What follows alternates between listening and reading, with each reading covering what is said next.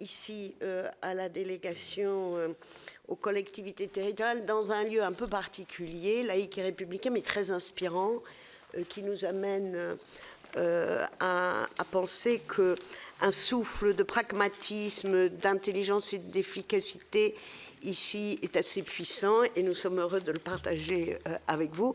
Je suis très heureuse aussi d'accueillir parmi nous Mathieu Darnaud, qui a longtemps été membre de cette délégation. Il en a même été le premier vice-président en charge de la simplification, rôle repris aujourd'hui par notre collègue Rémy Pointreau, qui est le premier vice-président de la délégation et que je salue.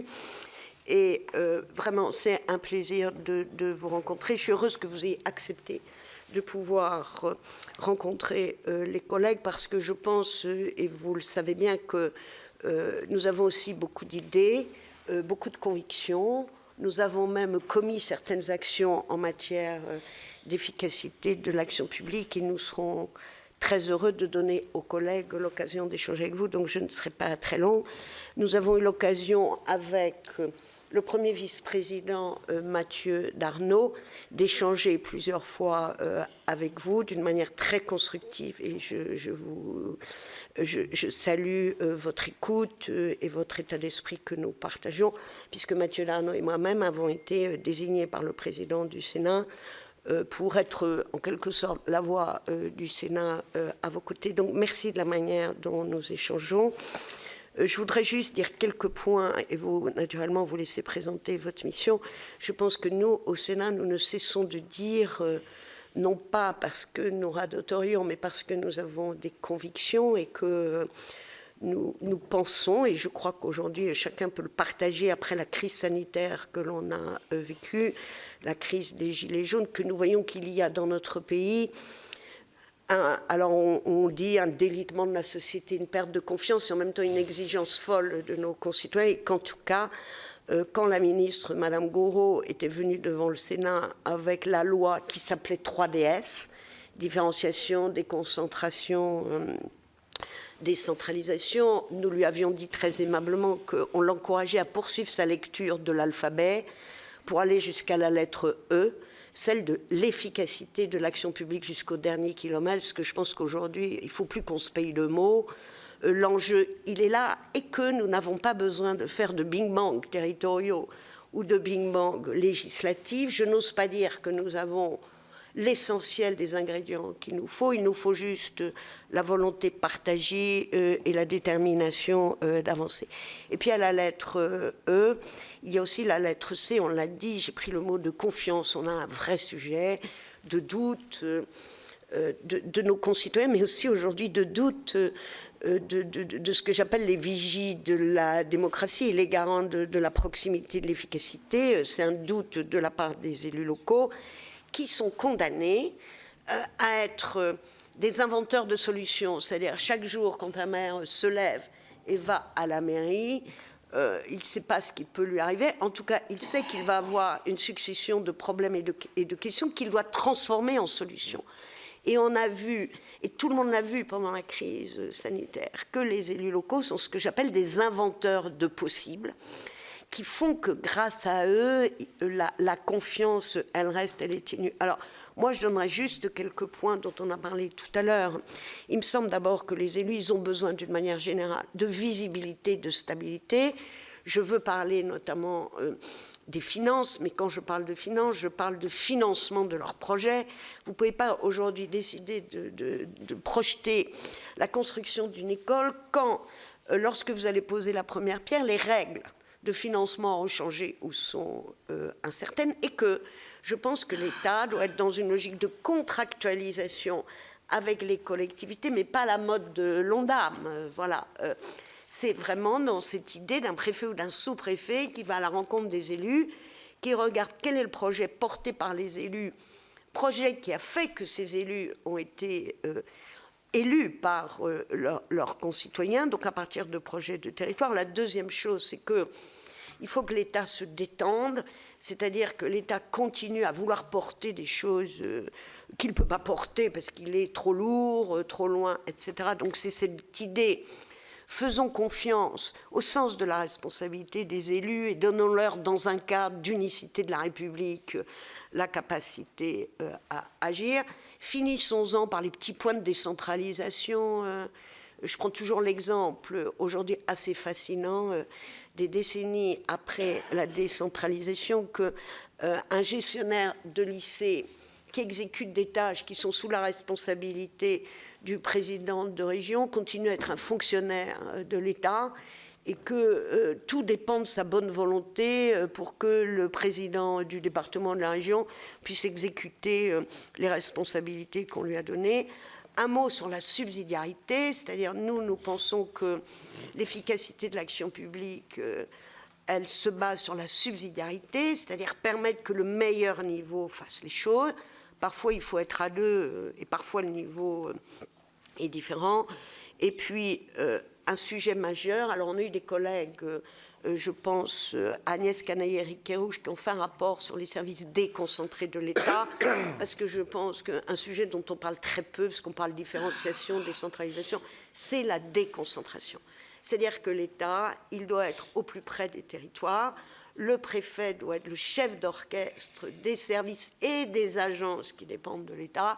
L'État doit parler d'une voix. Et moi, j'ai encore un exemple récent d'une ARS où il y a des gens extrêmement compétents qui ont une manière de voir les choses dans l'ignorance des élus, sans coordination avec le préfet, et que ça crée des difficultés à tous, et que les préfets doivent être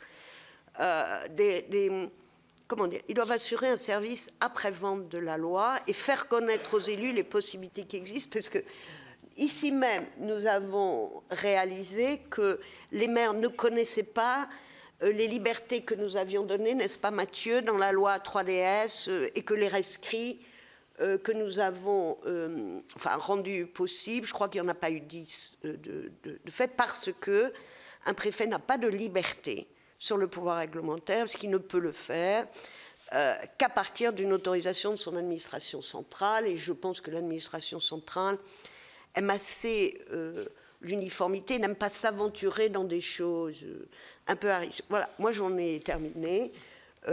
Voilà, Mathieu, tu veux peut-être dire un mot, et puis après, cher Éric, on vous laisse la parole, et puis surtout les collègues auront sûrement de multiples questions. Merci, chère Françoise, merci de cette invitation. Pour moi, grand plaisir que de revenir à la délégation et de poursuivre les échanges que nous avons régulièrement maintenant avec le questeur Éric Woerth, qui est chargé d'une mission qui est à mon avis essentielle. Et comme je me fais souvent sermonner par Françoise parce que je dis ce qui ne va pas, je veux dire très directement à Éric Woerth que la philosophie avec laquelle il aborde cette mission me semble aller vraiment dans le bon sens, en épousant notamment la philosophie que nous portons ici au Sénat. Philosophie que je peux résumer en un mot. Pour nous, aujourd'hui, il faut revenir à une territorialisation de l'action publique. Qu'est-ce que c'est que la territorialisation de l'action publique?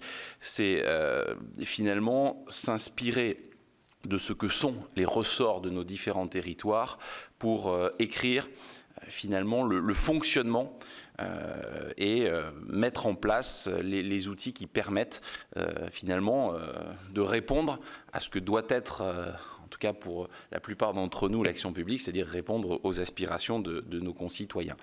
Pour ce faire, nous avons fait des propositions très claires dans nos différents rapports, que ce soit le groupe de travail sur la décentralisation, le rapport sur l'avenir du maire, considérant que pour nous, le point de départ de l'action publique, c'est le maire.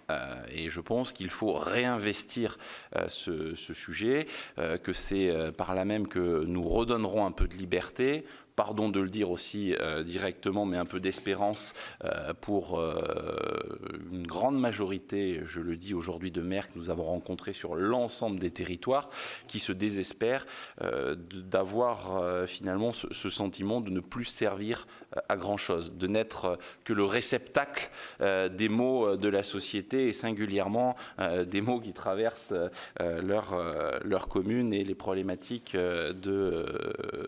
des concitoyennes, des concitoyens qui vivent dans ces communes. Pour ce faire, nous semble aussi très directement qu'il faut peut-être redonner un petit peu de liberté dans l'organisation du bloc communal. Il nous semble, et ce n'est pas une atteinte que je porte ou une énième critique à l'endroit de la loi NOTRe, mais d'avoir voulu rendre obligatoire le transfert d'un certain nombre de compétences peut correspondre à certaines réalités et peut déboucher sur des dysfonctionnements dans d'autres territoires. Je pense notamment à celle des intercommunalités qu'on a communément appelées XXL, les grandes intercommunalités, et nous en avons visité beaucoup, là encore, sur tous les territoires. Donc le propos qui est le mien, il est avant tout le reflet des retours d'expérience que nous avons eus, et je le dis très directement, notamment dans la Somme, Monsieur Saumon, où nous avons rencontré beaucoup d'intercommunalités, où on a dans ce département, par exemple, une intercommunalité de 119 communes avec une centralité de 2500 habitants. On comprend les difficultés pour fonctionner. Des communautés XXL, je crois qu'à part le Grand Reims, où on a eu plutôt un satisfecit dans la façon dont tout ça fonctionne, avec une charte et le sentiment que chaque élu a son mot à dire, on s'aperçoit qu'un peu partout ailleurs, c'est quand même compliqué. Ça, c'est la première chose. Et puis, finalement, le pendant, c'est l'organisation de l'État. Et je fais bien les propos que Françoise a tenus. Je crois qu'il est urgent d'avoir une déconcentration qui est aboutie. Qu'est-ce qu'une déconcentration aboutie? C'est un préfet qui est coordonnateur de l'ensemble des services de l'État. Alors il peut être décisionnaire ou coordonnateur. Je pense notamment à des services comme l'ARS, comme l'éducation nationale, où on sait la complexité que cela revêt, les difficultés qu'il y a à coordonner ou à décider. Mais je crois qu'il faut, et je prends toujours un exemple à dessein, je me suis ému de voir que le Premier ministre, sur les barrages face aux agriculteurs, disait qu'il allait demander au préfet de jouer un rôle au niveau de l'OFB. Ça fait 3 ans qu'au travers de la loi 3DS, nous avons fait des préfets de département, et c'est une marque du Sénat, les délégués départementaux de l'Office français de la biodiversité. Or, on voit bien, et ça traduit ce que disait Françoise, que les préfètes et les préfets n'ont pas encore le réflexe de se saisir de l'ensemble des prérogatives qui sont les leurs et qui serait, à mon sens, en capacité de faciliter le travail des élus. Et puis de la simplification, disons-le très clairement. Alors c'est un vieux serpent de mer de parler de simplification, mais la réalité, elle est pourtant assez simple. Je crois que, et je le dis très directement, alors mon propos ne plaira peut-être pas à tout le monde, mais je pense que l'État, elle doit être incarnée sur un territoire. C'est les préfets, les sous-préfets. Moi, je pense que la multiplication des agences, l'agencification de l'État, c'est une façon de parasiter l'œuvre qui doit être celle de l'État déconcentré sur les territoires. Entre les actions cœur de ville, les petites villes de demain, les villages et demain les hameaux du futur. Je pense que, non mais il y a un moment, on le dit, mais il faut à un moment donné, Françoise parlait du E de l'efficience. L'efficience, c'est aussi comprendre comment ça fonctionne sur les territoires. On l'a dit, mais je crois que là-dessus, on a la même philosophie chez Eric Woerth sur les dotations. Là encore, DETR, DSIL, fonds verts, alors qu'on sait toutes et tous ici, parce qu'on l'a tous pratiqué, que quand on ne peut pas avoir de la DETR, ben, le préfet ou le sous-préfet, il oriente sur de la DSIL, et quand la DSIL est vide, on voit comment on peut bidouiller le dossier pour qu'on puisse vous octroyer du fonds vert. Ben, je pense qu'il faut aller directement au but, ayant une dotation avec une programmation pluriannuelle, parce que les maires veulent aussi de la visibilité. Ils n'en peuvent plus d'avoir à gérer chaque année un budget en n'ayant que des inconnus et pas de certitude. Donc voilà, revenir à des fondamentaux, revenir à une action de l'État territorial. Nous sommes d'ardents défenseurs ici au Sénat de l'État territorial, parce que les préfets doivent être ces ensembliers. Les sous-préfets sont ceux qui sont à l'écoute des maires, des élus, des intercommunalités, et qui permettent justement tous ces ajustements, qui permettent surtout de répondre à ce besoin d'efficience et plus généralement de confiance, parce qu'il y a quand même un vrai sujet de confiance sur nos territoires. Donc cette territorialisation de l'action publique, c'est ça, c'est finalement redonner à chaque territoire de France la possibilité à nouveau je dirais pas de réenchanter, mais de retrouver une forme, une capacité de répondre aux aspirations de nos concitoyens. Et un dernier mot, parce que ça c'est vraiment une ligne rouge pour le Sénat, et nous l'avons dit, redit, il faut éviter de verser dans le droit d'exception. Je pense qu'à un moment donné, il faut qu'on ait une ligne claire. Si on doit aborder le sujet de l'Alsace, abordons le sujet de l'Alsace, mais disons les choses très clairement. Évitons, pardon de le dire, de refaire ce qu'on a fait dans 3DS avec le volet marseillais qui a généré du droit d'exception. C'est-à-dire qu'on a une métropole qui ne fonctionne pas avec les mêmes règles du jeu, pour la faire courte, que d'autres territoires. Je pense qu'à un moment donné, malheureusement, on va finalement vendre un pays à la découpe à force de générer ce droit d'exception, et on va rajouter du trouble au trouble. Nous, on veut de la clarté, on veut que finalement les règles du jeu, elles soient un peu partout pareilles, et qu'on arrête de contourner le sujet quand on a des problématiques qui relèvent d'une spécificité territoriale. On doit pouvoir se dire des choses sans que ça contrarie l'édifice, la règle commune. Voilà, je ne veux pas être plus long, j'ai déjà été beaucoup trop long. Comme le dit souvent le président Larcher, tout est dans les étagères, les multiples rapports dont Françoise a encore fait ce matin la promotion et dont nous ne cessons de dire qu'ils sont pour nous avant tout le reflet de ce qu'on entend régulièrement sur les territoires, sur l'avenir du maire notamment, avec toutes les contributions qu'on a pu avoir dans les différents départements, régions, et puis les outils qu'on a utilisés pour mener à bien ces missions. Voilà ce que je souhaitais dire, et en remerciant encore Éric Woerth parce que il est très souvent à l'écoute des propositions sénatoriales, et encore une fois, je dis, sa philosophie épouse vraiment les orientations que nous avons souhaité donner à nos rapports et à nos missions sénatoriales. Merci, Monsieur le vice-président cher Mathieu. Monsieur le ministre Chanellic, voilà, la parole est vôtre. Madame la Présidente, chère Françoise, Monsieur le Premier vice-président du Sénat, Monsieur le Premier vice-président de la délégation, Mesdames et Messieurs les sénateurs, merci d'abord de m'inviter. Alors, je ne suis pas venu tout seul parce que comme vous êtes quand même très nombreux et très compétents, donc j'ai besoin de m'entourer par une partie d'une équipe. J'ai une équipe pour un parlementaire en mission qui a été un peu étoffée. Donc on a 6 ou 7 personnes qui viennent des inspections ou de la Cour des comptes ou du Conseil d'État, parce que c'est une vision panoramique et que vous le savez parfaitement bien dans cette délégation. Et il y a beaucoup de volontarisme, mais il y a aussi beaucoup de droits, beaucoup de constitutions, beaucoup d'environnement financier. Et donc on a besoin, dans des conclusions qui peuvent être les nôtres, d'avoir bien regardé la faisabilité, non pas uniquement politique, elle est fondamentale, mais aussi la faisabilité juridique. Et s'il y a des difficultés, d'essayer de les lever. Donc, je partage évidemment ce qui a été dit. Le président de la République m'a confié une mission qui est une mission large. Et je vais vous donner des éléments, peut-être en un quart d'heure, 20 minutes, et puis après, je ne sais pas jusqu'à quelle heure on a, mais je répondrai soit aux questions. Je suis en cours de travail. Donc je ne vais pas vous apporter de solution. Donc je suis en cours de travail. Nous avons commencé en décembre. Nous délivrerons des conclusions au président au fur et à mesure, mais on en délivrera des définitives en ce qui concerne la mission. Après, c'est le gouvernement de choisir ou pas de le transformer en un ou des textes de loi qui peuvent être d'ailleurs de nature différente. Donc cette réunion, elle est aussi pour nourrir ce travail et écouter également, évidemment, bien sûr, ce que vous avez à dire. Mais comme on est déjà début février, évidemment, on a des pistes, et je voudrais un peu vous dire dans quel cadre on travaille. D'abord, il s'est dit beaucoup de choses. Françoise l'a dit, et Mathieu également, il s'est dit beaucoup de choses, tout particulièrement au Sénat, évidemment. Un peu moins à l'Assemblée, un peu, mais moins à l'Assemblée. Il y a beaucoup de rapports, et si jamais on en oubliait un, Françoise Gattel m'écrit pour m'envoyer la liste des rapports disponibles, et également une synthèse, si jamais j'avais pas envie de les lire. Mais c'est difficile d'échapper à un rapport sénatorial sur le sujet. Il y a des rapports très précis, des rapports plus généraux, et le Sénat a synthétisé en fait assez bien ces propositions. Il y a aussi des propositions de loi qui sont en cours ou qui vont être lancées.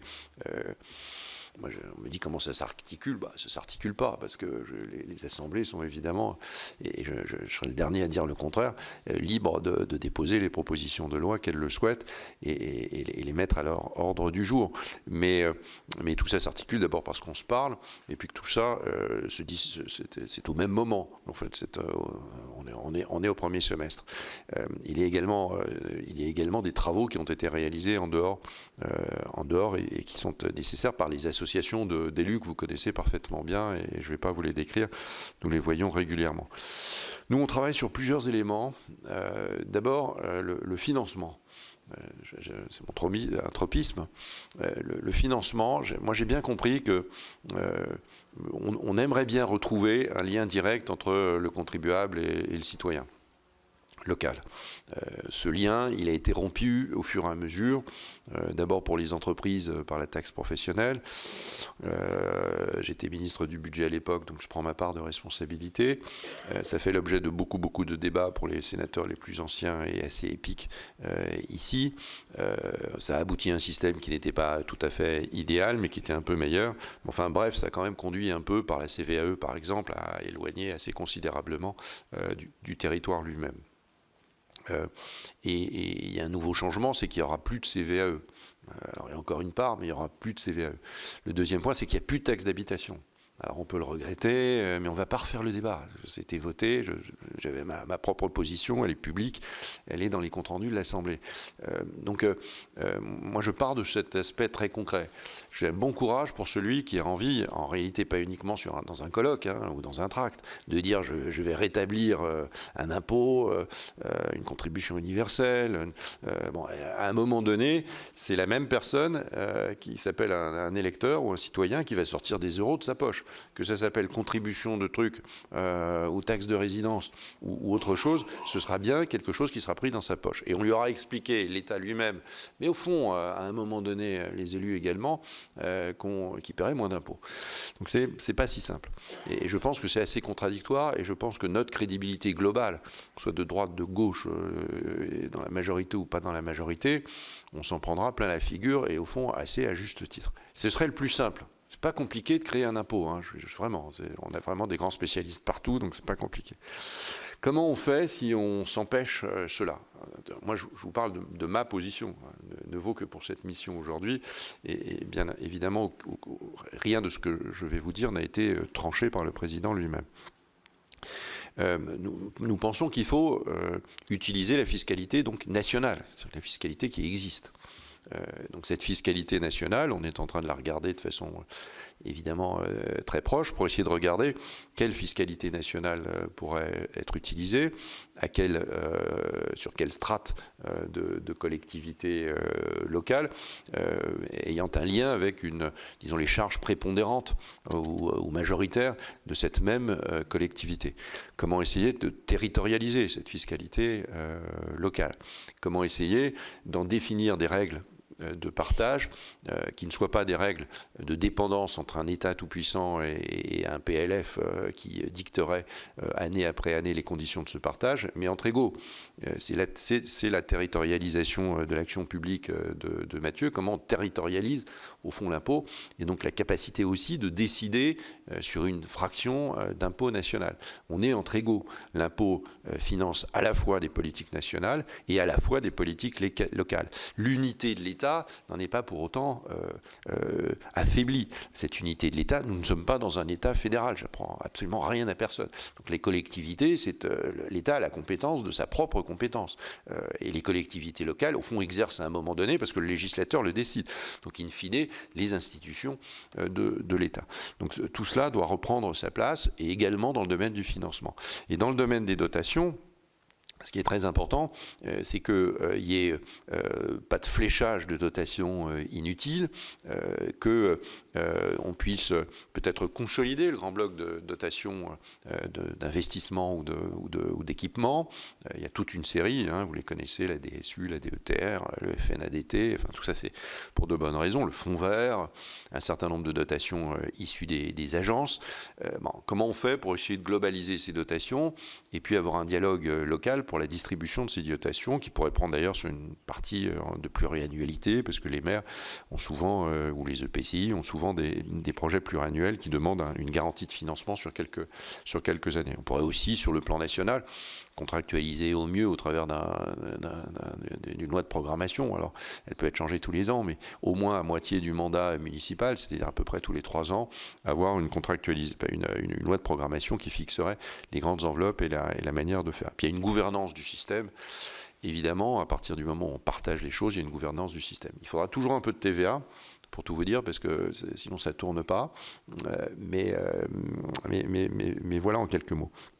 Le deuxième élément, c'est la clarification, l'approfondissement des compétences.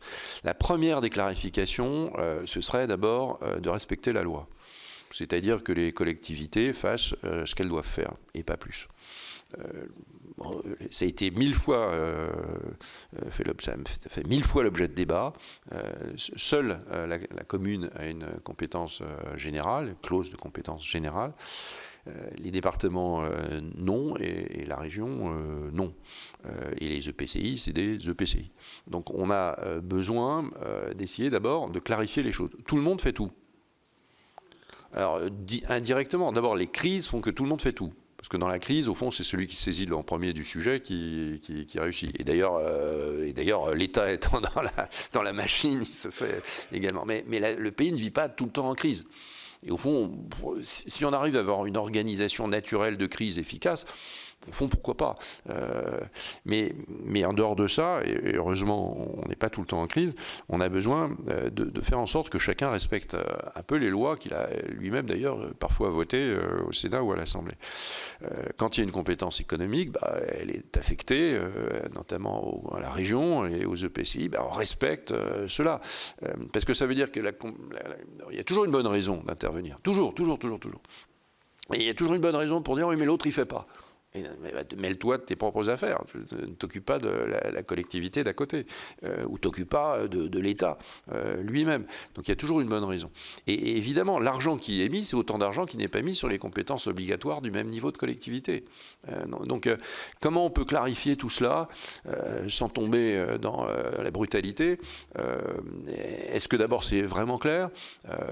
Les départements, au travers de l'aide aux communes, rebasculent un peu tout, d'une certaine manière. Donc on doit faire attention à tout ça. Les régions, comme elles sont très loin, mais elles existent politiquement. Les présidents de région, à peu près, existent tous, même parfois très fortement politiquement. Ce n'était pas le cas dans des régions plus petites. Mais les conseils régionaux n'existent pas, ou pas bien, puisqu'ils ne sont pas territorialisés. Bon, donc ils ont besoin d'exister. Donc il y a des projets qui sont de plus en plus territorialisés, alors que c'est plutôt le département qui devrait faire, ou la commune. Qu'il n'y a pas de région, il n'y a pas de raison particulière d'exercer un pouvoir ou de subventionner tel ou tel investissement particulièrement important, certes, mais enfin très éloigné de la métropole régionale, alors que les collectivités plus petites sont mieux placées pour le faire. Donc déjà une remise en ordre, si possible, et la réaffirmation de cela. Le deuxième élément, c'est qu'il faut approfondir ou clarifier des compétences déjà existantes. Sur le bloc, sur les départements, c'est évidemment la grande compétence de solidarité, c'est la charge principale et la mission principale des départements, budgétairement c'est le cas.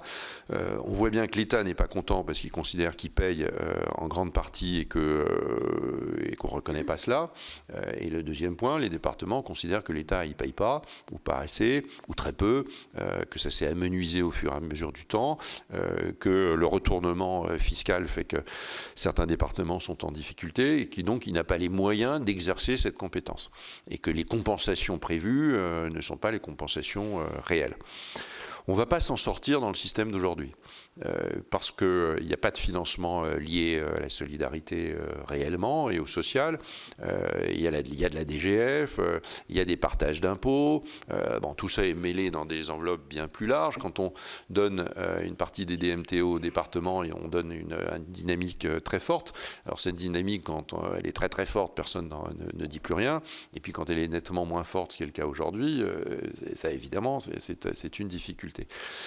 Donc on réfléchit, non pas à reconcentrer et non pas à recréer les DAS, donc non pas à recentraliser, mais à faire en sorte que État et départements qui doivent collaborer dans la mise en œuvre de cette politique, efficacité. Ce qui compte, c'est l'efficacité pour nos concitoyens. Je ne sais pas, efficacité pour le département ou pour le ministre ou pour le conseiller départemental ou pour le conseiller régional.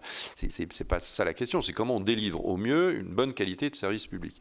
Et cette bonne qualité de service public, elle nécessite une coordination entre l'État et la région sur ce sujet, le département. Et donc on regarde techniquement, juridiquement, politiquement, comment on peut faire avoir une proposition qui soit efficace sur ce plan-là. Après, il y a des régions, il y a des collectivités qui ne sont pas au bout de leurs compétences. Les régions ont été créées il y a relativement peu de temps, c'est des collectivités locales.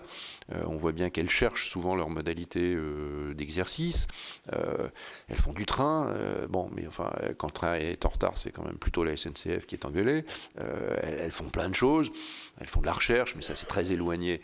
Elles viennent parfois sur le réseau routier. Elles sont autorités organisatrices de transport, mais tout le milieu urbain organise ses propres transports.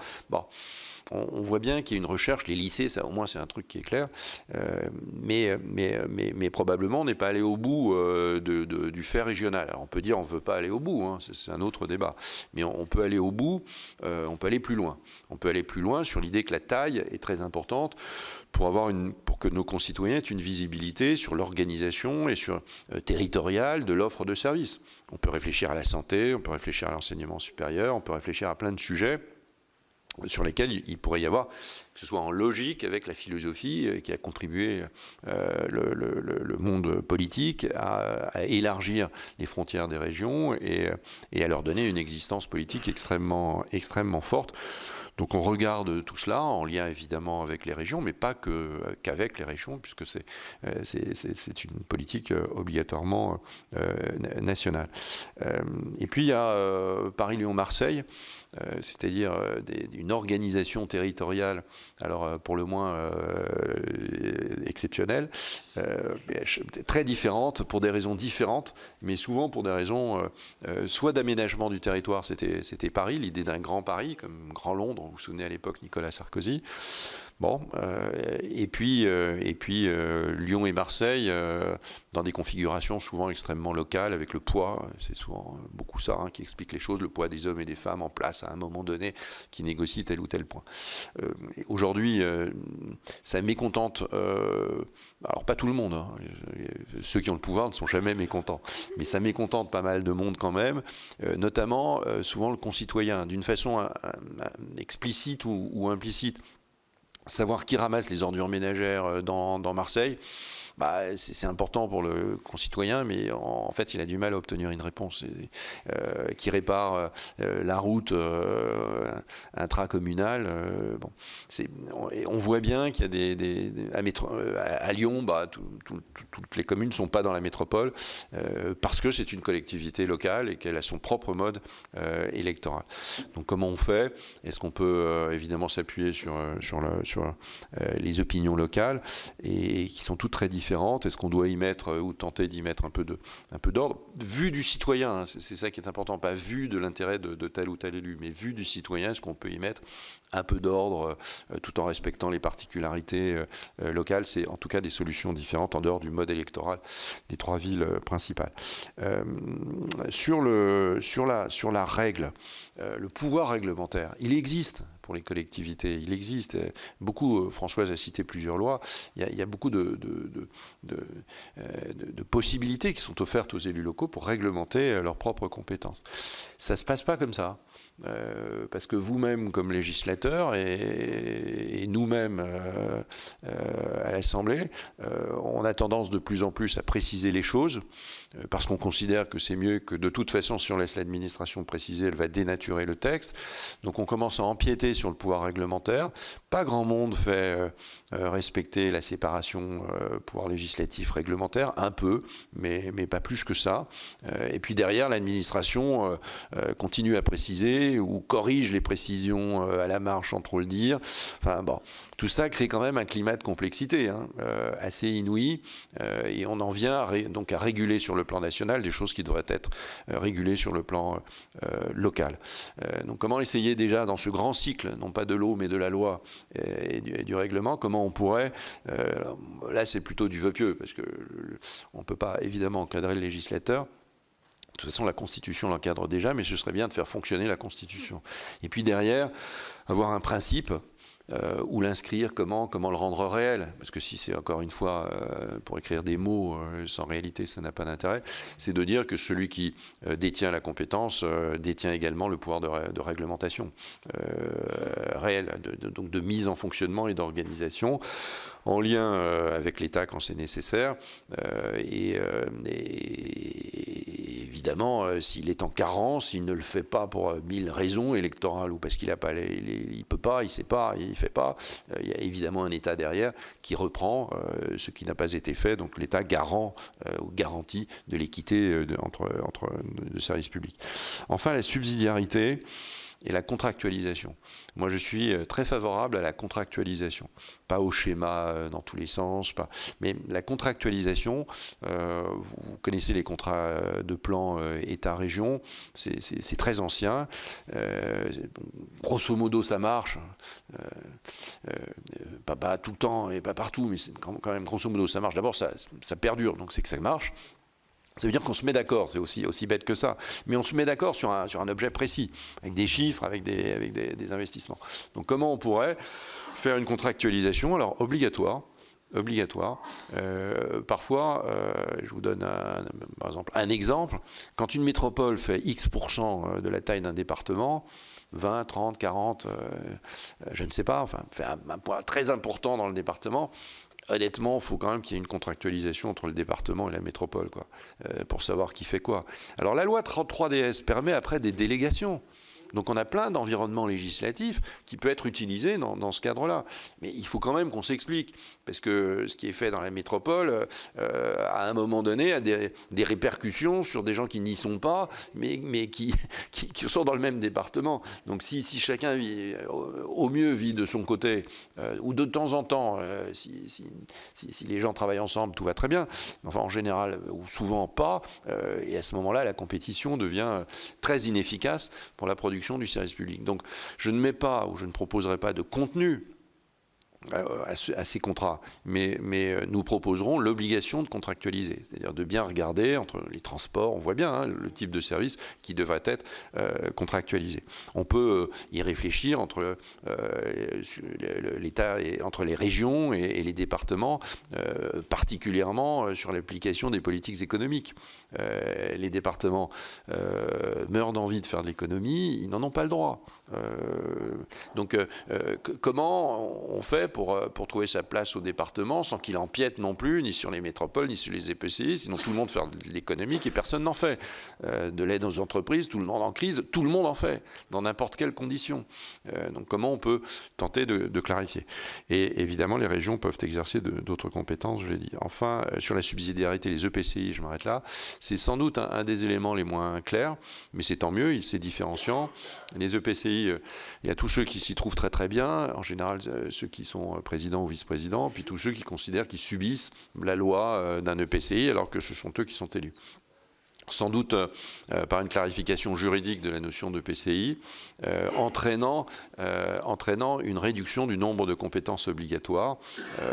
Vraiment, les compétences doivent être obligatoires lorsqu'on considère notamment que l'intérêt national est en jeu. Par exemple, sur l'eau, l'intérêt national est en jeu.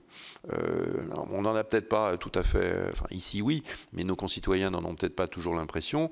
C'est plus uniquement de poser des canalisations et de rendre une eau propre.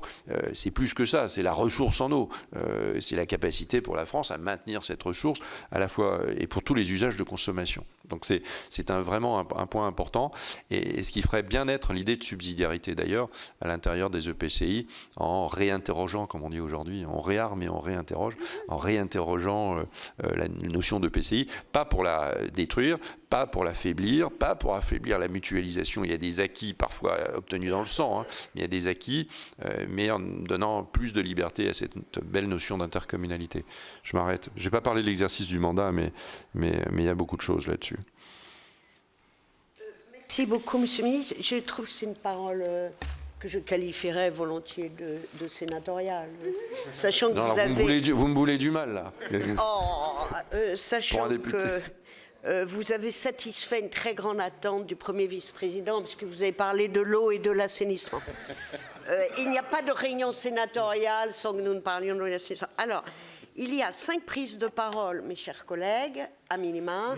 Je sais que Monsieur le ministre a un entretien important au Sénat dans la prolongation des nôtres à 11h. Donc, si chacun peut être concis. Voilà. Alors, dans l'ordre des inscrits, Monsieur le Premier vice-président, ensuite Monsieur Olivier Paccaud, Monsieur Pierre-Jean Rochette, Monsieur Cédric Chevalier, Monsieur Patrice Joly. Mais les questions sont aussi ouvertes aux femmes. Exactement, Céline. Excuse-nous, Céline. Voilà. Donc, Monsieur le Premier vice-président, Céline, pardon. Oui, merci, Madame la Présidente. Monsieur le Ministre, merci pour vos propos liminaires et merci de votre présence. Simplement une question qui n'a pas forcément été évoquée très précisément, c'est la préoccupation pour les élus locaux du poids des normes. C'est un sujet sur lequel le Sénat travaille depuis 2014, puisque c'est là où on a été créé donc une spécificité au niveau de la délégation sur la simplification administrative, et depuis ce temps, on travaille sur la simplification et le poids des normes. Il n'y a pas que dans l'agriculture qu'il y a beaucoup de normes, il y en a aussi beaucoup dans les collectivités. Et on avait donc, parmi les contributions significatives au Sénat, on avait fait figurer la création du pouvoir de dérogation aux normes par les préfets. C'est vrai que ça peut être une source de différenciation, puisque ça permettrait aux préfets de pouvoir déroger à un certain nombre de sujets normatifs. Et aujourd'hui, on voit bien que l'ancienne Première ministre l'a signalé d'ailleurs en mai 2023, le faible usage de ce pouvoir de dérogation. Alors, je voulais savoir simplement si vous avez dans vos réflexions mis en place un système qui permettrait de faciliter ce pouvoir de dérogation. Les préfets sont assez frileux aussi, il faut le dire. Problème peut-être de notation et de leur carrière à venir.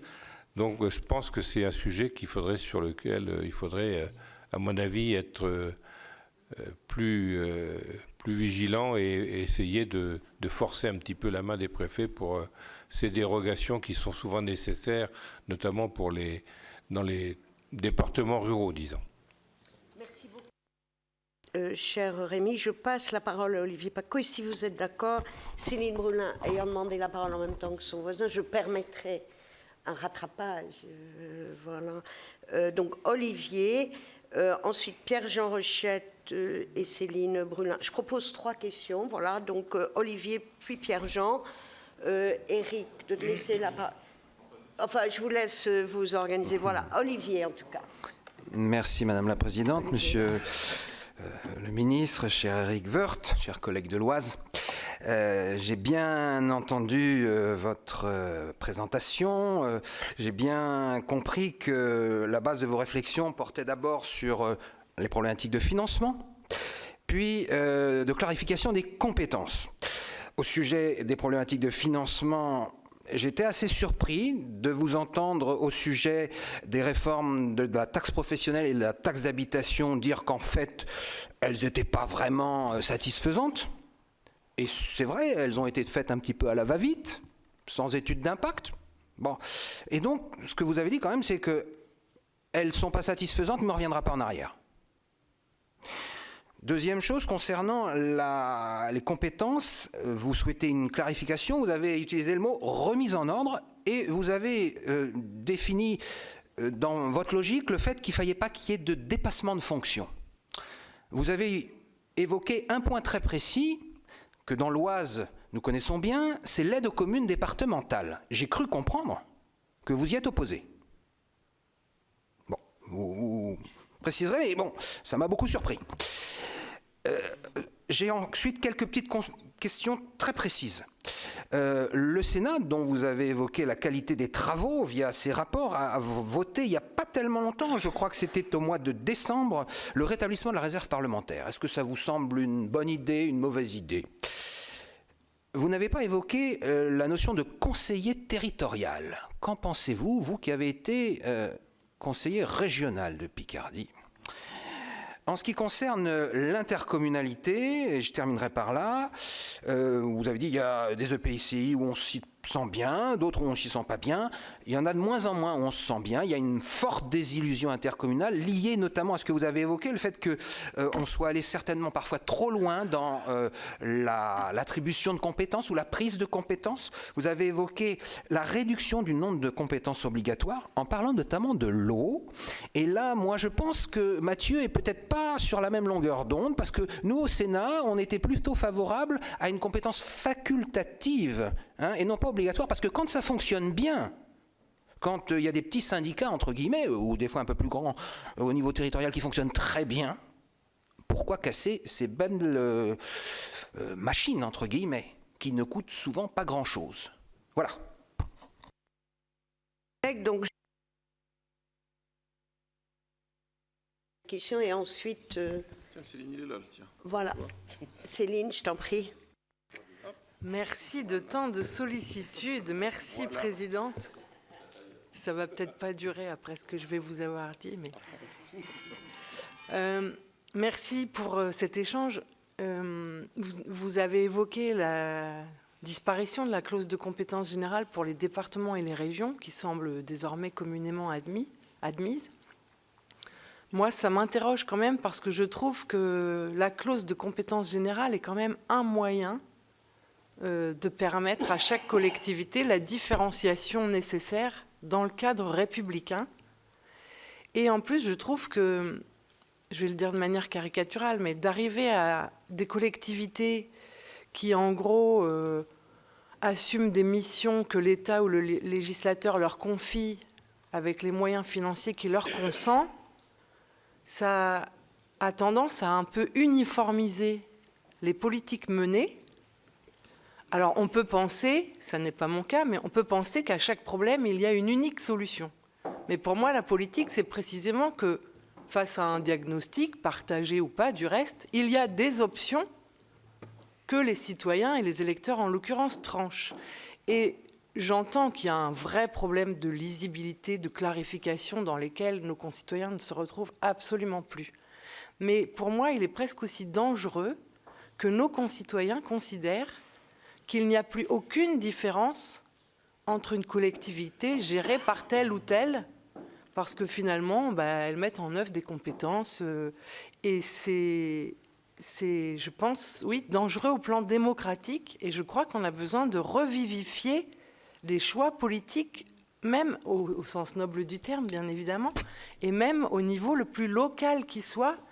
On a tous en tête le faible taux de participation aux dernières élections municipales, évidemment dans un contexte de crise sanitaire, mais rien ne dit que la commune va demeurer un échelon démocratique dans lequel nos concitoyens vont avoir envie de s'investir, et je ne parle même pas des départements et des régions.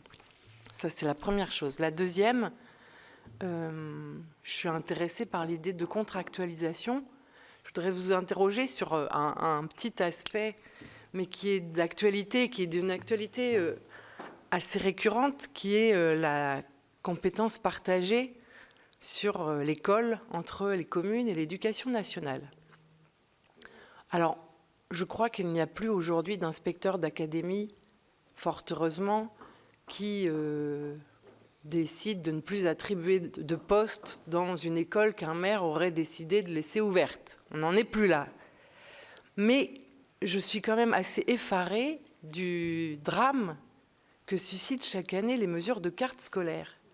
Et il me semble qu'il ne serait pas complètement inatteignable qu'il y ait un peu plus de concertation, voire que les maires aient un rôle plus important, au moins dans la concertation sur ces mesures de carte scolaire. Moi, ça m'affole quand même un peu que le conseil municipal ait son mot à dire sur l'ouverture et les horaires d'un bureau de poste, ce qui est très important dans une commune, mais pas sur l'ouverture ou la fermeture d'une classe. Alors même que les communes investissent, et même considérablement pour certaines d'entre elles, dans l'école.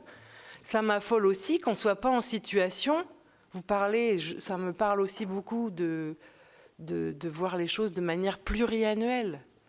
Je pense que les communes sont en situation, peu ou prou, de définir l'évolution des effectifs à venir. Dans les petites communes, on sait quasiment au jour J, à l'unité près, combien il y a d'enfants dans la commune.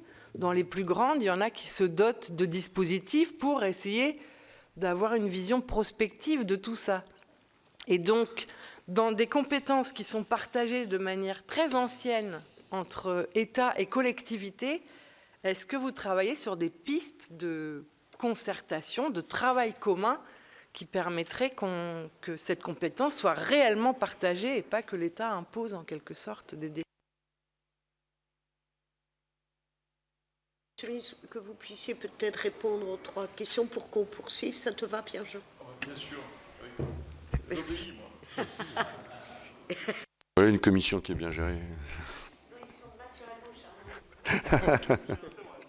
C'est marrant, la commission des finances à l'Assemblée, c'était pas le cas pour moi. Oui, je vais prendre par bloc.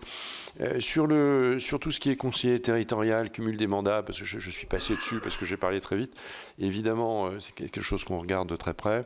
Donc, sur ces 2 sujets qui sont un peu dans l'atmosphère politique, non pas du moment, parce que le conseiller territorial, il est depuis longtemps dans l'atmosphère politique, il est à la fois enterré et vivant.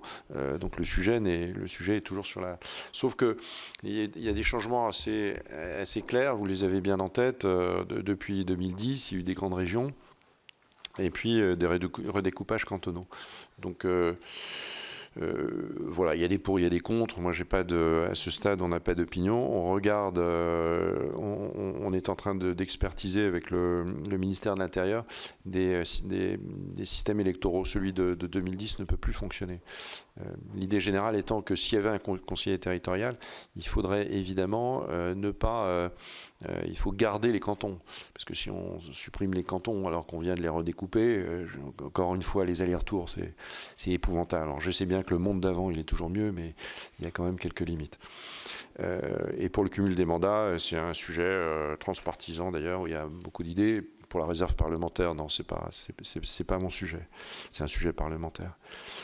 Sur les préfets, et c'est vrai qu'en clause miroir, il y a le Matignon, donc c'était Elisabeth Borne, maintenant Gabriel Attal, a repris le dossier qui est celui de une plus profonde déconcentration, et on aboutit toujours au même sujet, qui est le pouvoir du préfet. Je pense que là-dessus, à peu près tout le monde dit ça, et à juste titre. Alors après, quand on a un mauvais préfet, on n'est pas très content, mais l'idée, c'est quand même d'avoir que des bons préfets, avec un vrai pouvoir, qui soit capable de répondre aux élus, les élus eux-mêmes ayant plus de pouvoir, plus d'autonomie de gestion. Donc, il doit s'adapter. Et donc, il doit pouvoir, notamment, gérer toutes les injonctions contradictoires quand elles ne sont pas dans la loi pure et dure. Il ne peut pas dire la loi dit ça, mais on va faire autrement.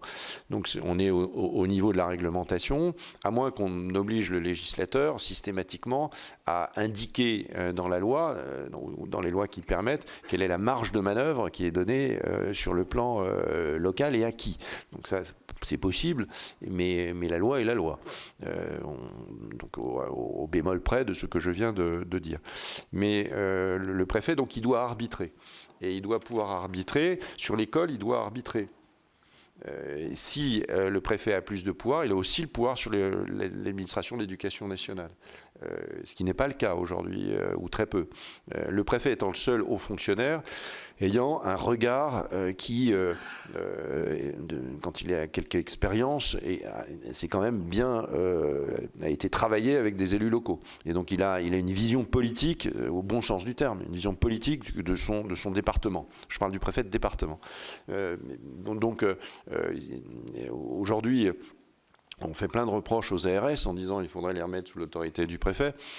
Je ne sais pas, parce qu'il y a 15 ans, on a créé des ARS justement parce que les préfets n'y arrivaient pas.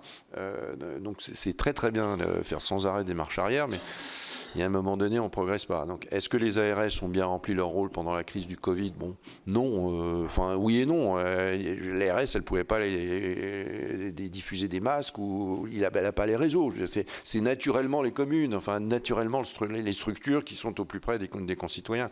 L'ARS, elle est faite pour autre chose. Donc, est-ce que les ARS peuvent aussi, et ça, c'est une question de nomination, au fond, de profil de gens. Est-ce que les ARS, elles peuvent aussi intégrer cette dimension politique qu'intègrent les préfets? Quand une commune est subventionnée pour faire le regroupement pédagogique et ouvrir des classes nouvelles, c'est pas pour fermer 2 ans après l'ouverture une classe parce que la démographie n'est pas là. Donc tout ça doit être prévu auparavant. Et ça, c'est un travail très fort entre les financeurs, donc en général le conseil départemental et la commune elle-même, quand on parle d'un regroupement pédagogique, et puis l'éducation nationale qui, par principe, anime la politique et l'affectation des profs. Et ça pourrait changer quand même beaucoup de choses.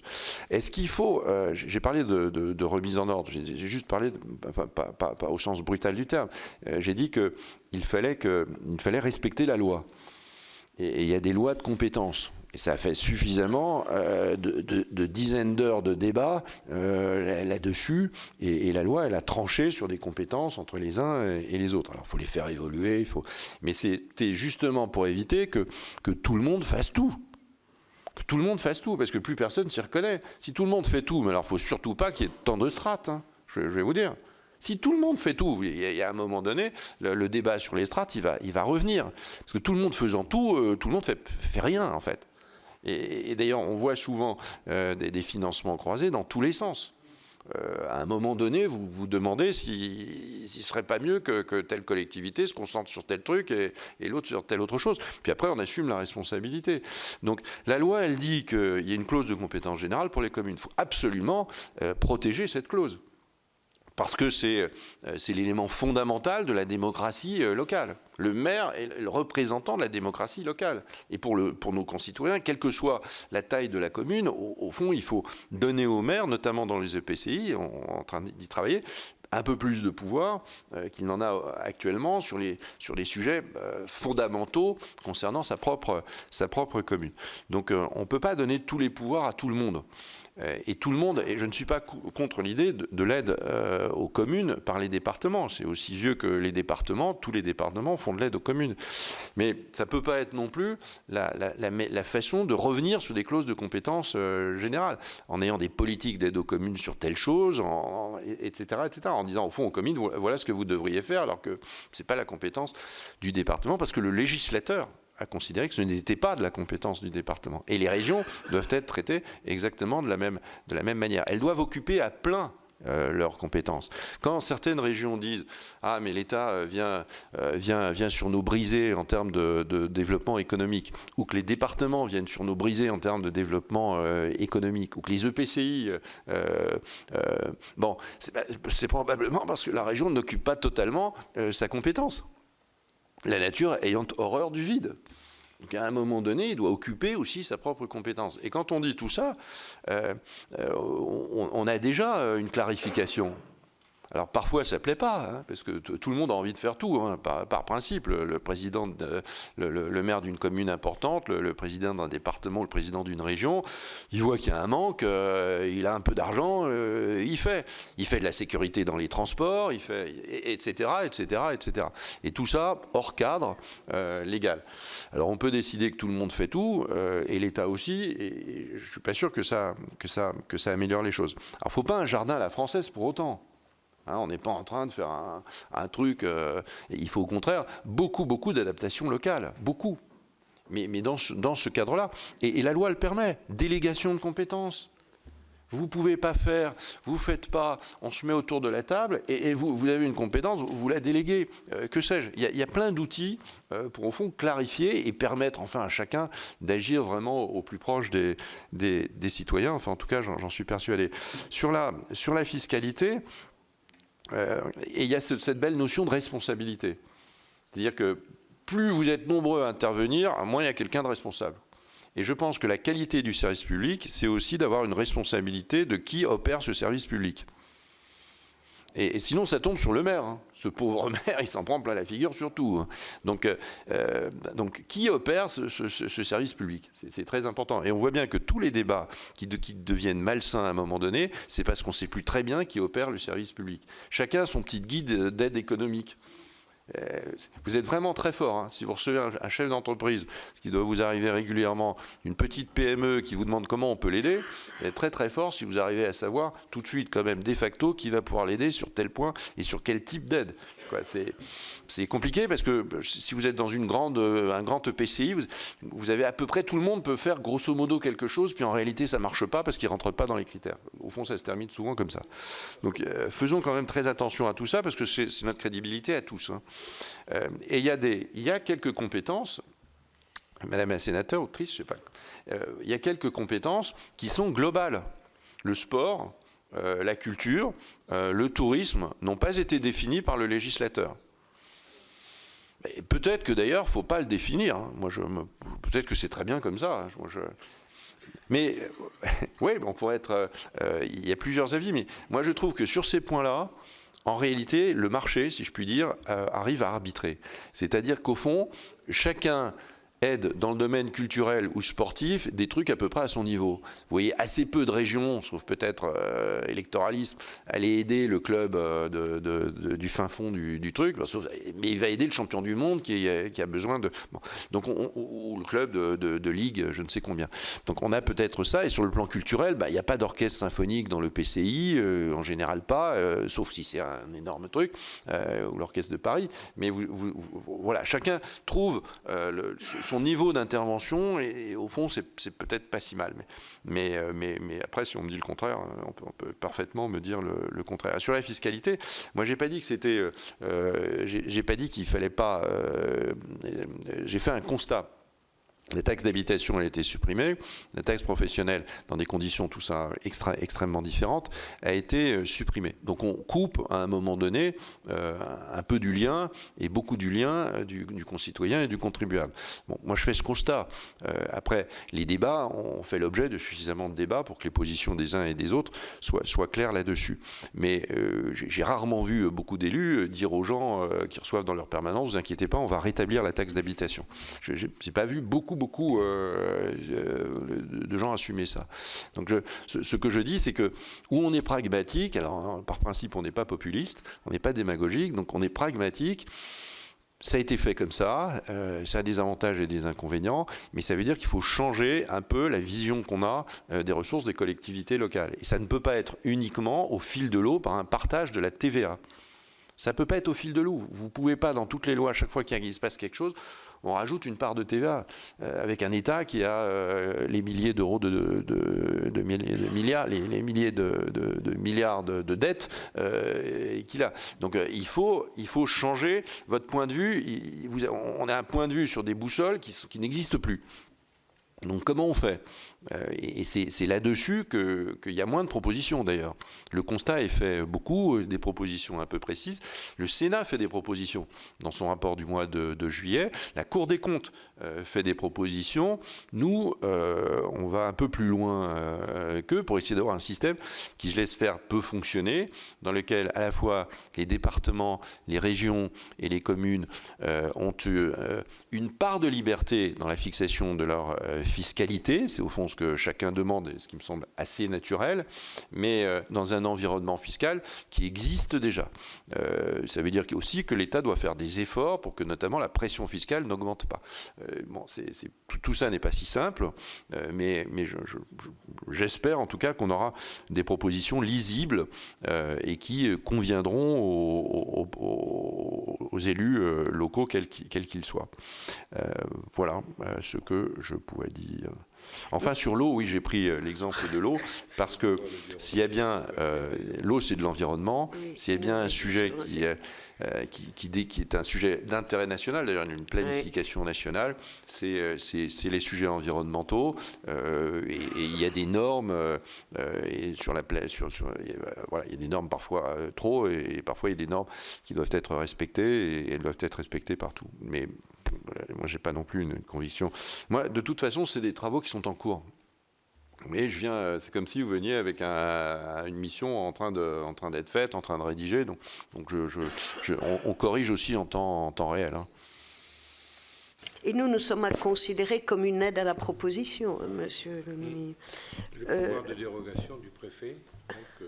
Dans la déconcentration, ce pouvoir de dérogation, aujourd'hui, il est factice. Il existe, mais c'est comme ce que disait Françoise sur les rescrits. Tout ça existe. Mais il ne l'applique pas parce qu'il demande à l'administration centrale le droit de déroger. Le temps que ça redescende, le problème ne se pose plus. Et tout ça n'a pas d'intérêt. Mais par exemple, on pourrait penser que dans la clarification, sur les normes, ce serait trop long, mais sur la clarification, on pourrait se dire, mais un accord entre un préfet puissant, donc un préfet augmenté, après une déconcentration supplémentaire, un préfet qui a le pouvoir sur les agences, également territorialement, avec une suppression des appels à projets, par exemple. Et ce préfet, avec un président de département, un président de PCI, éventuellement un maire si la commune, quand il y a un grand projet, et que ce projet est sans arrêt remis à plus tard parce qu'on réétudie un truc qu'on n'avait pas vu, on refait ci, on refait ça, sous la pression des différentes administrations ou la pression de tous ceux qui n'en veulent pas et qui font durer. S'il y avait un accord entre un préfet et un président d'exécutif, ça devrait pouvoir valoir, au fond, l'égalité, présomption de l'égalité. À un moment donné, l'étude de trop, voilà, le législateur ne l'a pas souhaité, et dans le règlement ou dans la règle, il y a suffisamment d'éléments d'interprétation pour considérer, écoutez, basta, on arrête, on a fait, vous le souhaitez, les études montrent que c'est possible, ou que sais-je, et donc il y a un accord sur ce projet. Et à ce moment-là, tous ceux qui s'y opposeront devront exactement prouver le contraire. Après, il y a un ordre judiciaire, hein, mais c'est autre chose. Mais je pense que ce couple préfet-président d'exécutif, quel qu'il soit, sur cette base-là, avec une grande liberté, avec évidemment des régimes de responsabilité, mais vous le connaissez ça très bien, des régimes de responsabilité pénale allégés. Merci, cher Éric. Alors, nous avons 4 demandes de prise de parole, chacun disposant d'une montre ou d'un téléphone qui lui indique l'heure. Voilà, je vous laisse apprécier nos marges de manœuvre. Donc, Pierre Jean, puis Cédric Chevalier. Donc, voilà une série de 2. Et Fabrice Joly qui est là. Patrice. Comment je t'ai appelé? C'est très bien aussi. Voilà, ben faisons cela. Et Hervé Reynaud. Quand je dis qu'il ne me contredit jamais, c'est formidable. Voilà, donc Pierre-Jean. Merci, Madame la Présidente. Monsieur le Ministre, juste pour revenir sur ce que vous avez dit, je ne suis pas d'accord avec vous sur le sujet de l'organisation libre de certaines compétences. Je vous donne, quand vous voulez, un exemple d'une commune de mon territoire de 1600 habitants sur laquelle vous avez 5 structures qui s'occupent de la même compétence. Ça ne marche absolument pas. Et on parle de la compétence tourisme, pour le coup, celle que vous évoquiez. Il y a la région, le département, l'agglo, la commune qui l'a gardée parce qu'elle a un casino sur son territoire, donc elle peut garder la compétence tourisme, et elle est intégrée dans un parc, donc le parc s'en occupe aussi. Vous avez 5 intervenants qui gèrent le tourisme. Ça ne fonctionne pas. Idem que il y aurait un sujet à aborder aussi, c'est celui des cités scolaires, où vous avez une cohabitation département-région au sein d'une même structure, qui, quand elles ne sont pas phasées correctement pour faire notamment des travaux, Eh ben, ça ne marche pas. Et là, on a un lien aussi avec l'élu, puisqu'on oblige dans les cités scolaires les élus à faire des doubles conseils d'administration. Ah ben, sur le tourisme, j'indiquerai clairement où doit être logée la compétence. Pour moi, c'est soit à l'interco, que la région garde une partie de la compétence tourisme pour le spectre national, ça ne me choque pas. Mais après, c'est à l'interco. Enfin, sincèrement, on a voulu garder un petit peu, on a saupoudré, et à l'arrivée, ça ne marche pas. Ça ne marche pas. Sur les cités scolaires, Monsieur le Ministre, juste un truc rapide, mais aujourd'hui, on oblige les élus à faire 2 conseils d'administration l'un après l'autre pour répéter exactement les mêmes choses, parce que la loi l'oblige. On passe des heures en conseil d'administration pour se dire la même chose, mais on n'a pas le droit de faire tout en même temps. Et on est dans la même enceinte, dans la même cité scolaire, sauf que d'un côté il y a le département, de l'autre il y a la région. Sur les finances, je trouve que ce qui fatigue les maires et ce qui participe à l'usure et au non-renouvellement aussi des élus locaux, c'est finalement cette complexité. Enfin, quand on arrive dans une commune, on vient d'être élu, si on n'a pas baigné dans la politique, ce qui était mon cas, j'avais mon boulot, je me suis présenté, j'ai été élu. Ils ont fait le bon choix. Hein. Mais eh ben, écoutez, j'ai fait l'inverse, j'ai pas forcément.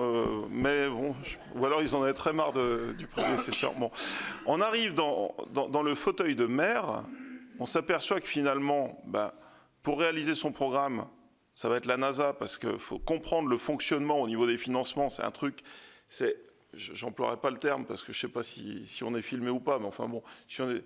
Ouais, c'est compliqué. Oui, nous le sommes. Alors, je ne l'emploierai pas. Non, c'est incompréhensible. Voilà, ça, c'est poli, ça passe bien. C'est incompréhensible. Mais c'est une usine à gaz. Une usine à gaz. Et moi, j'ai la chance d'être dans une région où toutes les strates financent. La région, le département, l'agglo. Mais là, il y a un principe d'inéquité. Quand on est maire d'une commune dans une région où les strates, les collectivités partenaires ne financent pas, est-ce que c'est normal? C'est-à-dire que, est-ce que le maire d'une région d'Auvergne-Rhône-Alpes a de facto plus de pouvoir pour réaliser son mandat parce que plus d'argent des collectivités partenaires que celui d'une région voisine qui ne se verra pas accompagnée ni par le département parce que c'est un choix politique, ni par la région. Mais ça, c'est un vrai sujet de fond. Et pour moi, la simplification des compétences et le fait aussi que nous arrivions à motiver des maires à s'engager, ça vient par des choses très simples, à leur dire vous avez un budget en début de mandat de temps et tout est compris dedans. Après, aller faire la quête, mais c'est insupportable. Et quand on a un boulot en parallèle, parce que c'est quand même les maires ruraux ont tous un boulot en parallèle, il faut trouver du temps sur sa semaine de travail pour aller aux réunions des uns, des autres, pour aller demander des subventions. Nous, on a de la chance, nous sommes très bien accompagnés en région Auvergne-Rhône-Alpes, par tout le monde. Hervé, mon collègue du département, on siégeait ensemble. On sait très bien que là-dessus, l'argent public, il est au rendez-vous quand il faut faire. Mais quand on a un boulot, on ne peut pas s'absenter tout le temps de son travail pour aller à des réunions chercher des subventions. Et sur les compétences, dernier point, parce qu'en ruralité, c'est quand même assez mal vécu, ces transferts de compétences pourraient aussi s'apparenter, et je vais revenir sur le sujet de l'eau qui a été évoqué. En zone hyper rurale, en fait, le transfert de l'eau, il y a 2 sujets. Que quand on est dans une agglo ou dans une grosse collectivité, que ça a été transféré, bon, c'est fait, on n'en parle plus, on n'y revient pas dessus. OK. Quand on est en communauté de communes rurales, est-ce qu'on n'aurait pas pu réfléchir à un système, parce qu'on sait que là, on est en train de vraiment de frustrer les maires en leur enlevant cette compétence souvent à laquelle ils étaient très attachés. Est-ce qu'on n'aurait pas pu laisser une liberté au choix, au libre arbitre, des présidents de communautés de communes et de leurs conseils communautaires, en signant un deal sur... Je fais vite. Oui, en signant un deal sur la performance de réseau... Ouais, je finis. Sur la performance de réseau, en disant, ben voilà, l'ingénierie sera logée en communauté de communes, vous vous engagez sur un meilleur rendement du réseau, mais vous laissez les budgets en commune.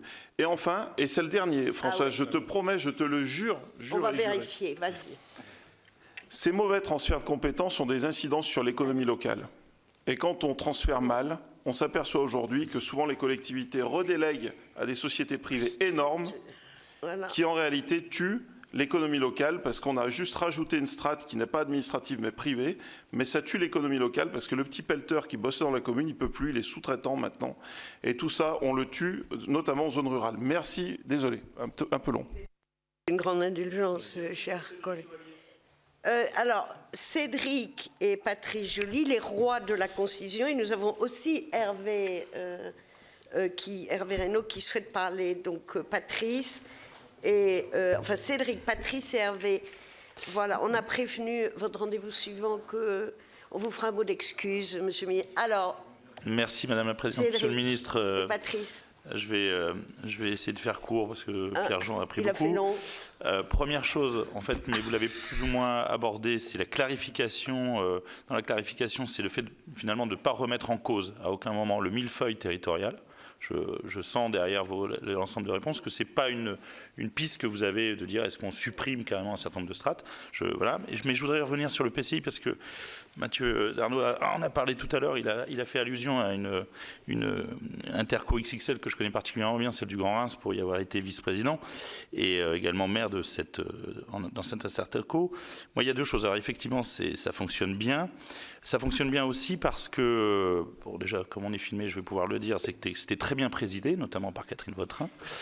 Donc je profite de l'occasion pour le dire. Oui, ça peut aider. Non, le deuxième, l'élément, parce que les EPCI, pour regarder quelles que soient d'ailleurs les tailles, ça éloigne certes les maires, mais ça éloigne aussi les conseils municipaux. Et je crois qu'il faut qu'on fasse extrêmement attention parce que le maire est quand même issu des conseils municipaux. Et donc, de facto, en retirant des compétences et cette proximité qui était liée aussi avec les conseils municipaux, ça joue. Le deuxième élément, c'est que pourquoi ça a fonctionné dans le PCI du Grand Reims, parce que même si ça se fonctionne bien, il y a quand même des choses qui sont encore pas parfaites, notamment sur la notion de compétence, parce que voilà, c'est qu'il y avait aussi une charte de gouvernance. Je me permets, et qu'on a mis en place, que la présidente avait mis en place, et notamment avec une forme qui n'a jamais été utilisée de droit de veto. De droit de veto des maires sur des projets qui concerneraient leur commune. Alors, en ce moment, on est en train de traiter du PLUH. Vous avouerez que, est-ce qu'un droit de veto sur un PLUH, voilà. Mais ça a permis en tout cas de renforcer une forme de contrat de confiance entre les maires et le PCI. Et deuxième élément, je pense qu'à un moment donné, et c'est peut-être une piste que vous évoquerez, c'est la taille. En fait, les EPCI aussi ont été, pour certains, ça a été un peu des mariages forcés.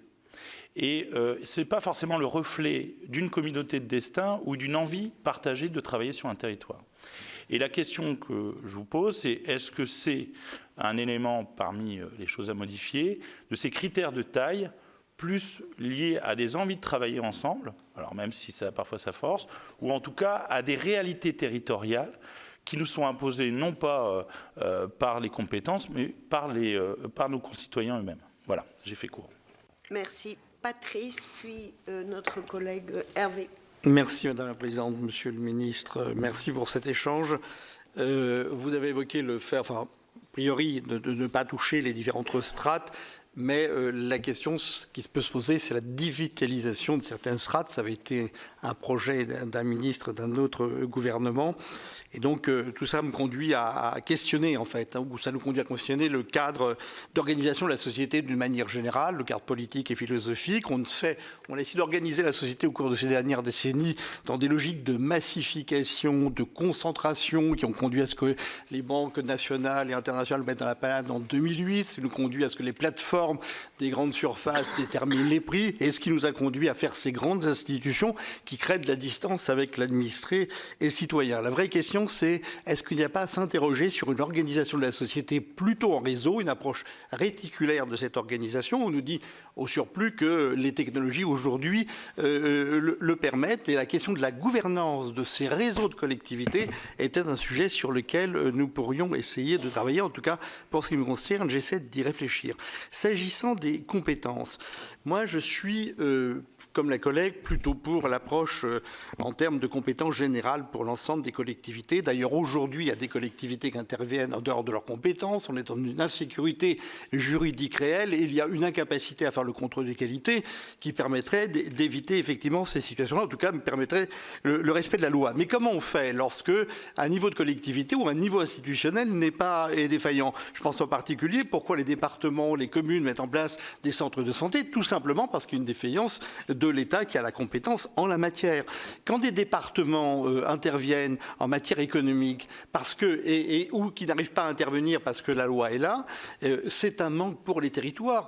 Moi, j'ai mon expérience, maire d'une commune rurale, président d'une communauté de communes rurales et président d'un département rural.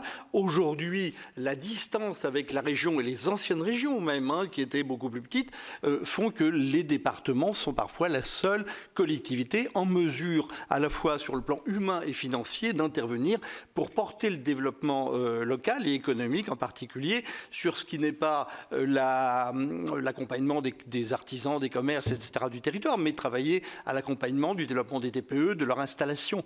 L'échelle de la région est beaucoup trop loin. Mon exemple, par exemple, c'est, j'avais d'excellentes relations avec le président de la région. À l'époque, il s'agissait de la seule Bourgogne.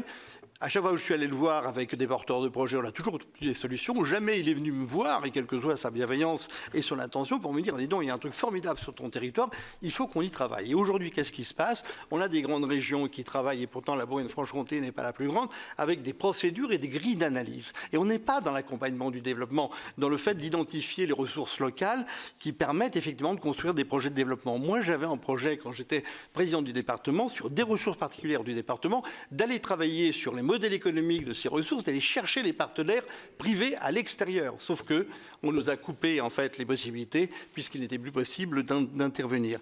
Je voudrais simplement, si on parle toujours des financements 3G, je parle de financements complémentaires dans des petites collectivités, petites communes, petits départements. On a besoin de mettre les moyens en commun pour pouvoir financer, en tout cas apporter, pour réduire au maximum l'autofinancement des porteurs de projets. Sur la question des dotations, juste un mot, la question aujourd'hui de l'iniquité quand même de la répartition entre les territoires les plus urbains et les territoires les plus ruraux est quand même une réalité. Si on continue à financer ce qui s'appelle les surcoûts effectivement de la concentration urbaine, il n'y a aucune raison que l'on change. Comme disait un poète qui m'accompagnait, il n'y a que les poissons morts qui vont au fil de l'eau. Je pense que la politique, c'est de remonter le courant au contraire. Voilà, j'aurais d'autres choses à vous dire. Merci en tout cas. Merci Patrick. Enfin, cher Hervé, il paraît que nous gardons le meilleur pour la fin, donc voilà. Donc, merci de ta tolérance. Voilà. Merci Madame la Présidente. La contrainte naîtra là, la concision, si ce n'est cher à Mathieu Darnaud et à vous-même, Madame la Présidente. Non, ravi pour cette matinée. J'espère que les échanges seront inspirants réciproquement. Je voulais simplement revenir sur une notion qui me paraît très importante, c'est effectivement la clarification en matière de compétences. Et que je relirai effectivement, là je vous suis sur les aspects de financement. Moi, sur le principe de réalité, je ne crois pas que chacun souhaite tout faire. C'est parce que chacun joue sur un certain nombre de solidarités, qu'elles peuvent être humaines ou territoriales, notamment les deux communes, parce qu'il y a un certain nombre d'interstices où des choses ne se font pas. Ou alors, il y a des manques. Moi, je le vois particulièrement pour les départements. C'est vrai que les départements aident les communes parce qu'elles n'ont pas les moyens seules de porter un certain nombre de projets, aidés aussi par la région et d'autres. Un échelon de proximité qui, on l'a vu sur la répartition de la compétence, par exemple, économique. La région a pris un certain nombre de compétences économiques, mais sur l'aide au commerce, sur un certain nombre d'acteurs économiques de proximité, personne n'a pris la place, au fond. Donc, c'est aussi parce qu'il y a aujourd'hui un manque de financement, parce qu'aujourd'hui, il y a un certain nombre de flous dans ce que chacun doit faire, que chacun, finalement, porte ensemble un certain nombre de préoccupations pour combler, finalement, la réalisation de projets. Voilà, c'est pas le trop-plein, au fond. C'est peut-être parce qu'il y a un certain nombre de manques et parce que les compétences ne se retouchent pas qu'au fond, chacun monte au créneau. Alors c'est vrai que ça fait un certain nombre de démarches administratives, mais heureusement que la région aide, heureusement que l'Interco aide, que le département, qui est quand même aujourd'hui, pour les départements, j'aurais quand même un mot particulier. Aujourd'hui, avec des recettes qui sont tout à fait aléatoires, qui sont liées aujourd'hui à un levier fiscal indirect, d'une fiscalité indirecte. Les DMTO, effectivement, tout va très bien quand le logement se porte bien. Aujourd'hui, c'est extrêmement compliqué. Et des dépenses sociales qui, elles, par contre, sont à peu près certaines. Et je crois que la situation, d'ailleurs, ne va pas pouvoir durer très longtemps, sauf à vouloir tuer le département. À ce moment-là, il faudrait le dire réellement. Voilà, donc je pense quand même qu'il y a dans cette forme de confusion, pas simplement la volonté de chacun de se mêler de tout, mais au contraire de porter ensemble un certain nombre de projets pour qu'ils puissent se réaliser, et notamment à destination de nos populations, à travers les élus locaux, les élus municipaux en particulier, qui recherchent 50, 60, jusqu'à 80% de financement. Sinon, ces projets ne se font pas, tout simplement. Cher Éric, je vous en prie. Je n'ai pas réponse à tout, d'abord, parce qu'il y a des propositions. Je crois vraiment qu'une compétence claire, c'est une responsabilité claire. Et après, au fond, une démocratie qui s'en porte le mieux. Derrière chaque strate, il y a des élections. Si une collectivité ne remplit pas ses obligations, à partir du moment où l'électeur a à peu près compris, à force de communication, qui est responsable de quoi, l'électeur, il choisit. C'est lui qui domine l'ensemble. Et au fond, la confusion, c'est quand même à un moment donné une confusion démocratique, et je pense que tout le monde a à y perdre. Alors évidemment, plus on est loin, plus c'est compliqué d'être clair, parce que quand vous êtes une région, si vous dites il n'aide pas assez les commerçants, est-ce que ça changera quelque chose au scrutin qui sera très politique? Je ne sais pas, mais enfin quand même, on a bien choisi ces niveaux de responsabilité, d'organisation et de fonctionnement des politiques publiques. Nous avons choisi. Le législateur a maintes fois organisé tout cela. Si après, sur le terrain, tout le monde peut faire comme il veut, c'est quand même très gênant pour un législateur, quoi. Dans ce cas-là, on fait tout pour... Après, on aurait pu dire tout le monde fait comme il veut, c'est un autre sujet. Mais ce n'est pas du tout ce que nous avons décidé depuis les 30 dernières années. Au contraire. Donc ce principe de responsabilité doit être fondamental. Vraiment. Et tous les outils existent. C'est-à-dire que si le département dit je veux faire de l'économie parce que la région n'en fait pas assez ou elle est trop loin, oui, dans ce cas-là, vous vous entendez avec le détenteur de la compétence principale, et il y a des rapports de force qui se font parce que c'est la vie politique, et au fond, soit la région elle corrige et elle décide de faire, soit le département, il agit par délégation. On sait donner les outils. Vous en avez parlé pendant des heures et des heures de ces outils. Ils existent. Donc il y a des possibilités. Il faut juste que la compétence, dans l'état d'esprit de chaque président de région, de chaque président de département, on parle de grandes structures obligatoirement, ou chaque président de grands EPCI, il y a du pouvoir, parce qu'il y a évidemment des moyens financiers, il y a quand même du pouvoir, même s'il y a des temps durs et des temps plus faciles. Enfin, il y a du pouvoir et la capacité de faire. Honnêtement, je pense que il faut consacrer le maximum de ces moyens financiers aux compétences qui sont les siennes, quoi. C'est d'ailleurs ce qu'ont fait longtemps les départements par les collèges. Et les régions par les lycées. Le progrès est phénoménal, et je pense qu'il n'y a pas de scénario contrefactuel, mais si l'État avait continué à s'en occuper, je ne suis pas sûr qu'on aurait un tel niveau de qualité dans le domaine des collèges, dans le domaine des lycées, dans tout cela. Donc, parce qu'on a concentré beaucoup de moyens à un moment donné, c'est une politique construite, pensée, extrêmement précise. Personne ne finance à côté les collèges ou les lycées, même pas l'État. Il peut y avoir des points sur du personnel, mais personne ne le fait. Pour une bonne raison, parce que personne ne le fait en dehors du détenteur de cette compétence. Et d'ailleurs, il ne supporterait pas que quelqu'un d'autre le fasse, ce qui serait bien naturel. Donc on ne doit pas... C'est pas. Après, je ne crois pas au jardin à la française, je le dis encore une fois, au contraire. Il faut qu'il y ait une vraie capacité d'adaptation.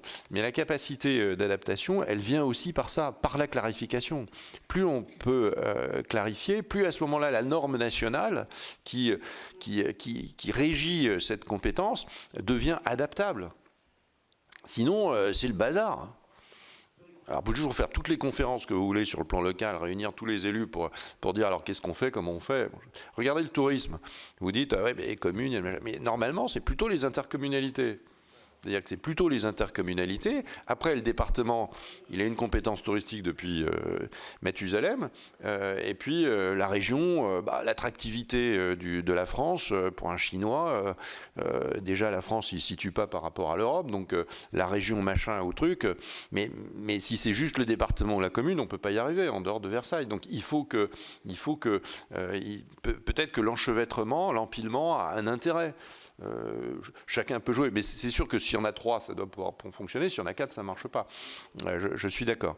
Mais je remarque qu'aucun élu n'a en réalité mis sur la table une répartition claire de ces questions, parce qu'au fond, chacun s'en satisfait. Et que c'est un espace de liberté, d'organisation. Je suis moi-même président d'un office de tourisme, donc je vois à peu près cet empilement. Mais je trouve que, voilà, au niveau d'une intercommunalité, on sait quand on doit s'adresser au département sur le plan du tourisme, et ils font des choses qu'un office ne peut pas faire, et la région, elle a tous les outils technologiques nécessaires. Bon, on trouve aussi, il y a aussi des parts de liberté, peut-être qu'on doit tenter de les respecter. Voilà, j'ai pas. Et quant au retour de clause de compétence générale, alors sauf si, en tout cas moi, je suis libre de mes propositions au président. Moi, je ne proposerai pas un retour aux clauses de compétence générale pour tout le monde à tout moment. C'est le contraire de la clarification et de l'approfondissement de l'exercice d'une compétence. Elles sont de plus en plus compliquées, ces compétences. Elles sont de plus en plus professionnalisées. Il y a de plus en plus d'interlocuteurs et l'opinion publique, elle est de plus en plus pressante, quel que soit le sujet. Se disperser, honnêtement, juste parce qu'on considère que celui d'à côté, il a mal fait, enfin, c'est pas possible. Merci beaucoup, cher Éric Woerth. Merci à tous pour la richesse des questions et des points de vue. On voit bien que la chose est un peu... Voilà, il y a beaucoup de différenciation, on va le dire. Et je prendrai 2 exemples pour montrer que le jardin à la française défini sous forme d'équation depuis Paris est confronté à la réalité de la vie, et que je pense que parfois l'organisation de la mise en œuvre du service public doit partir de la nature du sujet plutôt qu'une définition hors sol. Et je prendrai l'exemple du tourisme. Ce que chacun dit est vrai. Je vais prendre l'exemple du Mont-Saint-Michel, qui n'est pas dans ma région Bretagne, vous le savez bien. Le Mont, ouais, voilà. Mais le Mont Saint-Michel fait que vous avez beaucoup de touristes japonais. Et naturellement, ce site qui est exceptionnel en matière touristique fait que toute la côte nord de l'île-et-Vilaine, c'est-à-dire Saint-Malo, Dinard, doit naturellement s'organiser en matière de tourisme en tenant compte de la logique du client final qui est le tourisme. Donc on a inventé ce qu'on appelle un tourisme de destination, et après il appartient aux 2 régions de travailler ensemble de manière intelligente. Sur l'économie, tu expliquais que quand toutes les collectivités interviennent, c'est compliqué. Moi, j'ai une expérience professionnelle un peu longue dans une chambre de commerce, et je me souviens de réunions, les chefs d'entreprise qui voulaient s'installer quelque part disaient qu'il y a beaucoup plus de fonctionnaires qui représentent l'entité région, l'entité agence de développement, etc., que l'industriel qui se trouve un peu perdu et trop entouré d'affection. Dernier petit point peut-être dont on a parlé beaucoup avec Rémy Pointreau, la simplification, et moi je relie ça à la question des finances locales. Nous sommes, tu l'as rappelé, dans un pays qui a quelques milliards d'euros de déficit, et que les collectivités ont en même temps à financer des services. Et que je pense que quand on est dans une période de grande frugalité budgétaire, au-delà des dotations que l'on pourrait aller chercher, il faut aussi qu'on puisse faire des économies. Et sincèrement, je pense qu'en matière de normes, on doit pouvoir alléger les dépenses obligatoires des collectivités. Entre 2017 et 2022, l'inflation normative a coûté 2,5 milliards de dépenses obligatoires aux collectivités. Donc je pense qu'il faut aussi qu'on s'attelle à cette tâche, que la norme, elle ne rend pas forcément intelligent ni efficace, et elle est très coûteuse. Et puis dernier point sur ce qui relève des compétences régaliennes de l'État. Alors la sécurité, la santé, et en même temps, je pense, on l'a vu pendant la crise sanitaire, il y a un niveau de la compétence santé qui est régalien, et puis parfois la mise en œuvre qui peut relever de territoire. Et je prends un exemple à partir de ce que tu as justement rappelé. On voit bien aujourd'hui que les bâtiments scolaires, lycées et collèges ont été confiés aux collectivités, que ça marche plutôt super bien. Et que je pense que dans certaines régions, on évoque la possibilité que sur la santé, il pourra en être de même. C'est-à-dire on a une politique de santé nationale qu'on ne remet pas en cause, mais que les bâtiments, par exemple, pourraient être aussi confiés à des régions qui pourraient qui pourraient être volontaires. Et puis le dernier point qui tient beaucoup au Sénat, alors on a un discours très simple, c'est qui décide paye. Et que nous sommes très insistants sur la clause de revoyure, qui serait une clause de revoyure vraiment responsable entre l'État et les collectivités, dès lors que des dispositifs législatifs ou réglementaires viennent surcharger le financement d'une compétence qui a été transférée à un moment. Il faut quand même qu'on discute un peu du sujet. Donc voilà, je ne serai pas plus longue.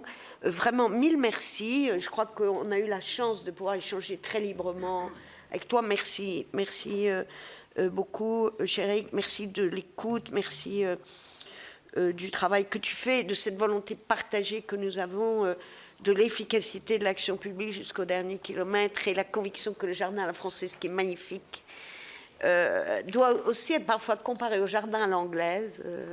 Voilà, un peu différent, mais qui a beaucoup de charme et d'efficacité. Dans le château de Chantilly, nous avons les deux. Voilà, donc on a bien fait de te choisir pour cette mission. Merci, cher Eric, merci beaucoup.